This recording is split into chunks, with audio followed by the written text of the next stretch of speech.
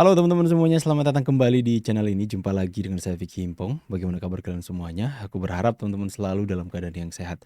Kembali lagi kita akan membuka ruang diskusi publik untuk kita jadikan bahan pembahasan kita di video kali ini. Saya sudah merangkumkan beberapa video untuk kita diskusikan bersama-sama.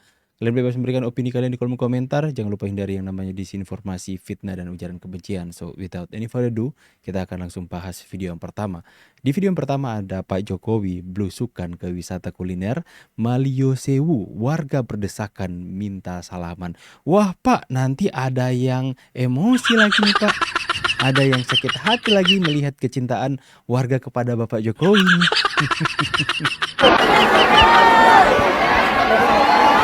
Bapak Jokowi pakai peci gajah. Peci ya.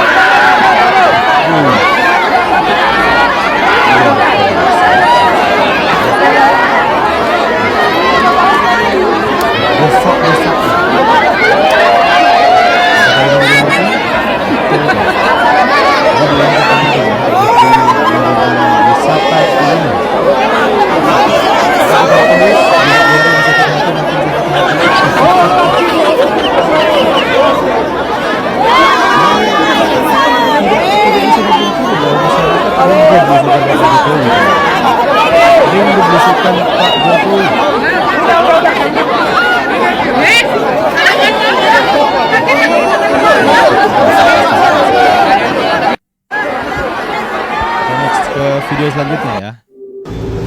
Nah ini teman-teman, Mas Gibran kaget ya. Momen Wapres Gibran kaget disambut ex pentolan pas Pampres Jokowi yang kini jadi Kasdim 3 Raksa. Wih keren ya. Kaget.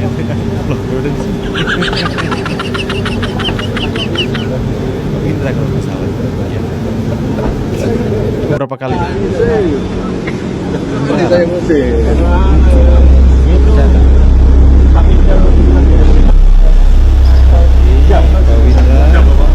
Ketemu Mas Wapresnya kaget.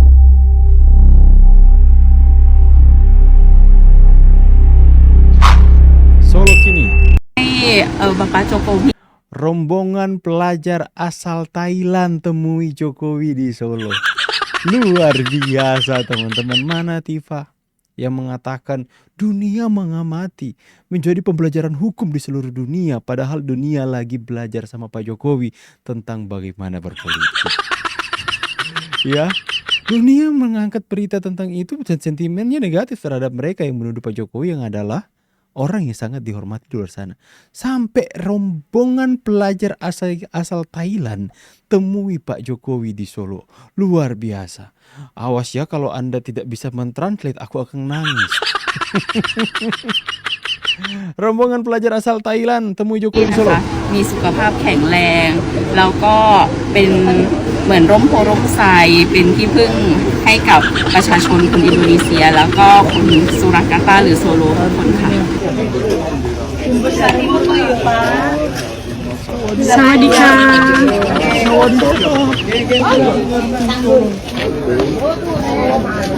Kami dari Persatuan Mahasiswa Thailand di Surakarta hari ini dapat kesempatan untuk menyapa silaturahmi sama Bapak Jokowi. Lalu kami sangat senang dan berterima kasih untuk memberikan kesempatannya.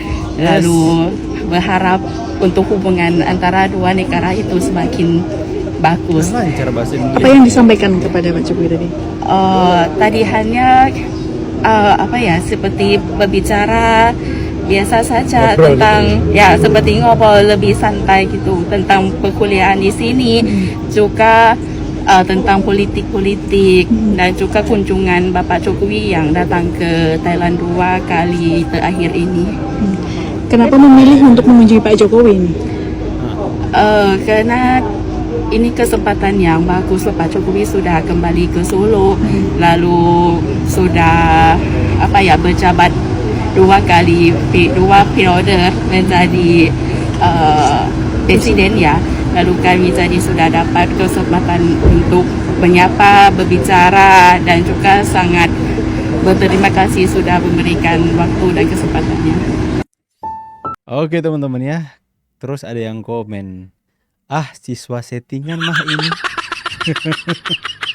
Bro, penyakit hati nggak hilang-hilang bro. Ada juga yang komen, nggak mungkin kan, ini buzzer dibayar 50.000 per orang. Nggak terima mereka ya. Pak Jokowi, orang luar memujinya, orang dalam banyak mencacinya. Nggak mungkin, ini buzzer dibayar 50.000 per orang. Fitnah lagi karena sakit hatinya nggak sembuh-sembuh. Lantas ada yang bilang, gak ada yang niatan ke rumah Ganjar atau Anies kah? Woi, gak boleh kayak gitu ya. Aduh teman-teman ya. Oke lah, kita next ke berita yang selanjutnya teman-teman. Mungkin teman-teman FF sebut Bang Bil anak mama, takut dan tidak pernah berdebat. Dan di video kali ini mungkin akan menampilkan rekam jejak atau latar belakang dari seorang Bil yang kemudian men-challenge Roy Suryo tentang ijazahnya, yang kemudian melaporkan Roy Suryo, dan kita akan sama-sama menyaksikan latar belakang dari Bang Bil sama-sama dengan saya orang Manado teman-teman. Bil ini masih anak mama yang biasanya monolog. Tidak pernah saya lihat kamu berdebat sama sekali di video-video kamu. Pandang enteng, anggap remeh orang lain, kira bagus begitu. Jadi mungkin kamu terkaget-kaget dia Farhan Falok tiba-tiba menantang kamu berdebat. Di dalam partai yang sudah seperti Ini debat di TV Manado ya, bersama anggota DPR PDIP. Ternyata Bang Bil ini dari dulu udah lama dia berdebat sama PDIP teman-teman ya, anggota DPR PDIP. kami ini, PDI Perjuangan itu sudah tersertifikasi ISO. Partai ini adalah salah satu partai yang dia punya manajemen itu sangat ketat. Ini menarik ya, kalau dari sisi Bung Taufik mungkin apakah setuju seperti itu? Bagi saya sih bukan soal partai besar atau kecil, bukan soal sudah dewasa atau tidak, dan juga bukan partai yang bersertifikasi atau tidak gitu. Tapi pada prakteknya juga justru PSI sebagai partai politik yang baru lahir di pemilu 2019 kemarin, yang kita lihat sampai dengan 2024 nanti belum ada catatan sejarah anggota DPR-nya yang kemudian ditangkap KPK, kan gitu. Tapi partai-partai yang katanya besar itu justru di parlemen dan juga justru di eksekutif banyak yang ditangkap KPK gitu. Jadi ini bukan soal sertifikasi, tapi soal praktek kaderisasi yang saya kira juga penting dievaluasi. Walaupun kami sangat mengakui PDI adalah partai yang luar biasa dalam proses manajemen, kaderisasi, itu dari atas sampai bawah luar biasa gitu. Bahkan minta maaf kadang-kadang offside juga, ketua lingkungan yang tidak boleh jadi pengurus ranting jadi pengurus ranting. Itu kami udah ingatin tuh waktu jadi anggota Bawaslu. Ya jadi maksud saya gini, dalam konteks Manado keseimbangan bukan cuma soal konflik, tapi keseimbangan ini adalah soal asas keadilan. Tidak semua dong kebijakan pemerintah kita itu dinilai atau dianggap sebagai sesuatu yang perlu diapresiasi. Ada juga hal yang barangkali perlu mendapat catatan khusus. Kita akan berdialog pagi hari ini pemirsa, kita kedatangan tamu yaitu ada Gus Taufik Bilfaqi, SOSI dan Gus Taufik Bilfaqi, Gus loh teman-teman ya. Bukan kaleng-kaleng ini teman-teman. Bang Bil bukan kaleng-kaleng. MSI ya. Pak Taufik, terima kasih banyak sudah hadir di studio Kawan TV. Jadi ini Gus Taufik atau yang sering kita juga panggil Pak Taufik karena selain juga sebagai aktivis muslim, mungkin pemirsa di rumah yang sering bau nih Kawan pagi so tahu kalau Gus Taufik ini beberapa kali datang ke studio karena selain sebagai aktivis muslim juga beliau ini merupakan komisioner Bawaslu Kota Manado. Jika ini tidak diindahkan, kami Bawaslu berhak merekomendasikan kepada KPU untuk tidak memproses kegiatan penerimaan pendaftaran pasangan calon. Sebelum saya memulai orasi di kesempatan pagi hari ini, kita menyiarkan bagaimana Indonesia ini sedang gaduh. Tapi hari ini, TNI Polri kita menyatakan sikap bahwa kita adalah Nusantara Bersatu.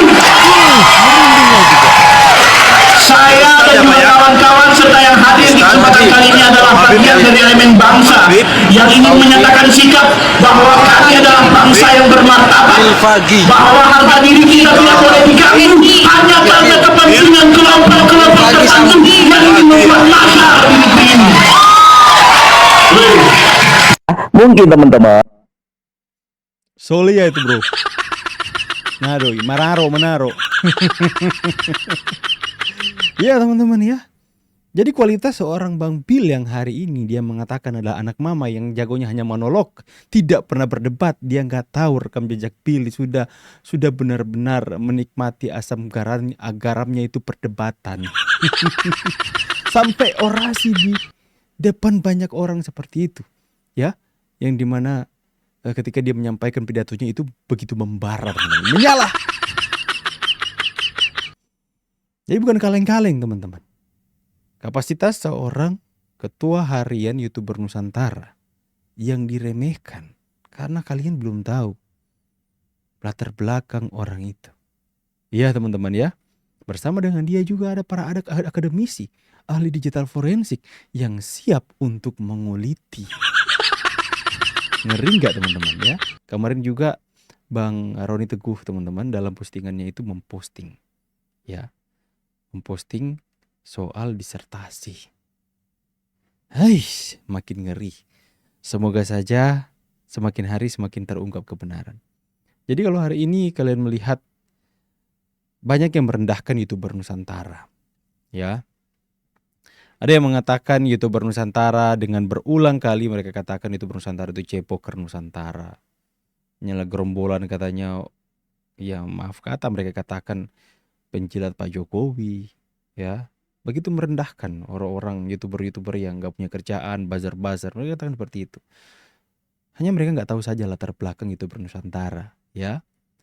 Ya kami mempunyai kehidupan kami masing-masing dan yang kenapa kami begitu ada bersuara vokal di di YouTube ataupun di sosial media lainnya karena kami mempunyai keresahan yang sama. Kami mempunyai profesi masing-masing akan tetapi mempunyai keresahan juga. Dan bagaimana cara menyampaikan keresahan kami, bagaimana menyampaikan kritik kami di sosial media, ya kami gunakan YouTube kami. Saya saja teman-teman adalah seorang YouTuber yang membahas soal musik. Karena saya kepengen untuk menyampaikan keresahan, kritik terhadap perpolitikan hari ini. Berubahlah dari konten musik ke konten politik. Ada yang bilang, "Bang, kamu dulu konten musik sudah sepi ya, beralih ke politik." Biarin aja, apa orang mau kata, yang penting kita lakukan saja hal benar. Ya kita benar-benar berdiri secara objektif untuk terus menyatakan hal-hal yang mengedukasi publik teman-teman ya. Yang memberikan pencerahan kepada publik. Kalau kita biarkan mereka yang terus hadir di ruang digital, ya mereka yang terus bersuara, mereka terus menyampaikan hal-hal fitnahan, ya kata-kata yang kotor ya, dan kemudian tidak ada yang melawan, mau jadi apa ruang digital kita? Ya, silakan memberikan tanggapan dan opini kalian di kolom komentar. Saya pamit, see you on the next video and God bless. Bye guys.